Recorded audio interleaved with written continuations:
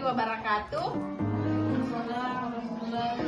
Perkenalkan, nama saya Marlinda. Saya merupakan mahasiswa dari Mega Buana Palopo dan saya juga sekarang sedang bekerja di Puskesmas Cike dan biasa dipanggil dengan sebutan atau panggilan Bidan Linda. Adapun materi penyuluhan yang akan saya bawakan pada hari ini yaitu tentang IMS atau infeksi menular seksual. Mungkin sudah ada yang pernah dengar tentang penyakit menular seksual.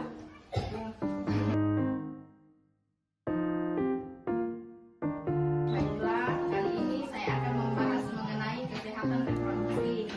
Kesehatan reproduksi adalah suatu kesehatan fisik, mental, dan sosial.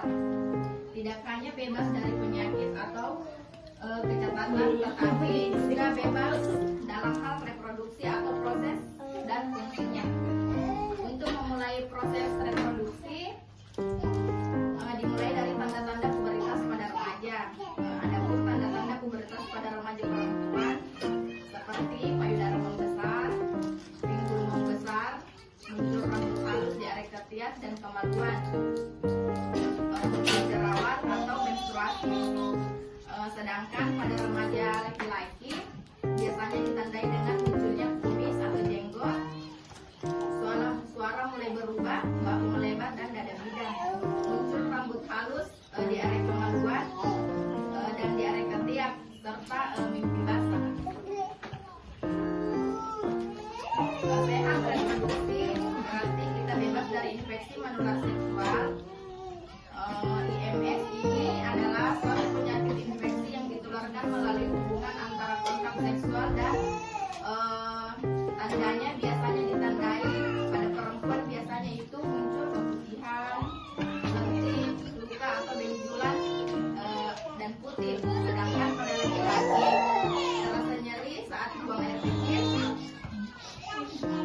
keluar cairan dari ujung kelamin, bintik, lentik, putih, dan muncul benjolan di area kelamin atau buah sakar. Ada yang biasa keputihan, iya, sampai gatal, sampai bau.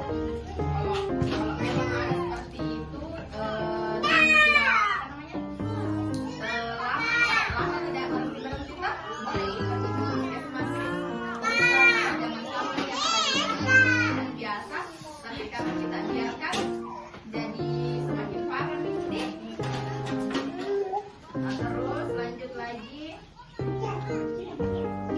Infeksi menular seksual ini bisa disebabkan oleh virus, bakteri, jamur, dan juga parasit atau protozoa.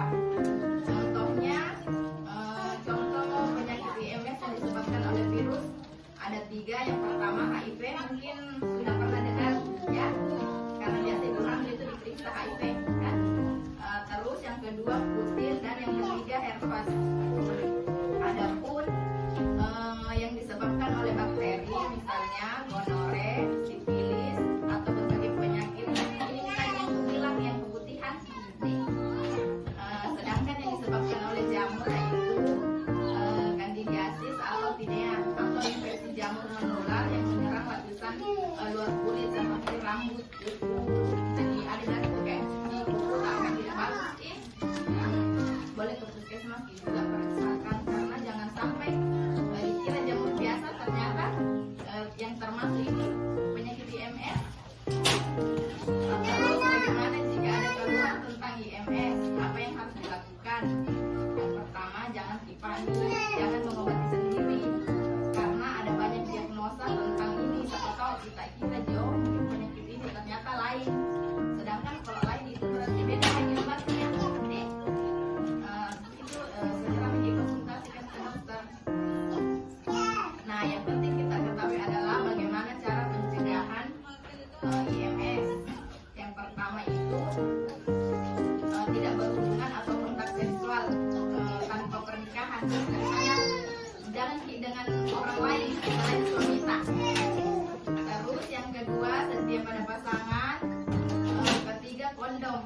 Ini diberlakukan kalau misalnya memang anggaplah pasangan atau suami kita positif, berarti harus menggunakan kondom kalau berhubungan.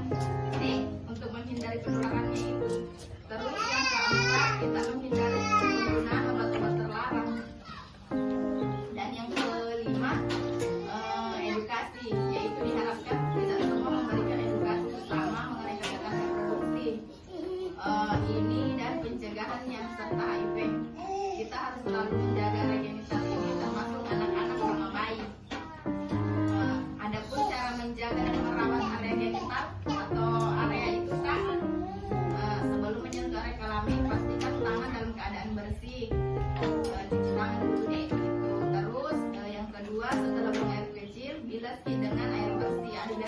kalau anak-anak tahu kencing nih, digantikan saja pokoknya, tidak diceboi dulu, baiknya dibersihkan dulu nak. Begitu juga kalau sudah buang air besar, air kecil, cara membersihkannya. Kalau sudah buang air besar, jangan ki dari dulunya, dari depan ki ke belakang, jangan dari belakang ke depan ya. Mama sering ki cukur rambut ke belakang. Itu jangan menyebabkan juga apa jamur nih. Terus gunakan ki pakaian dalam yang bersih, jangan yang terlalu ketat, yang ya kalau bisa yang menyerap keringat. Hindari ki penggunaan bersama kayak ada kerja seperti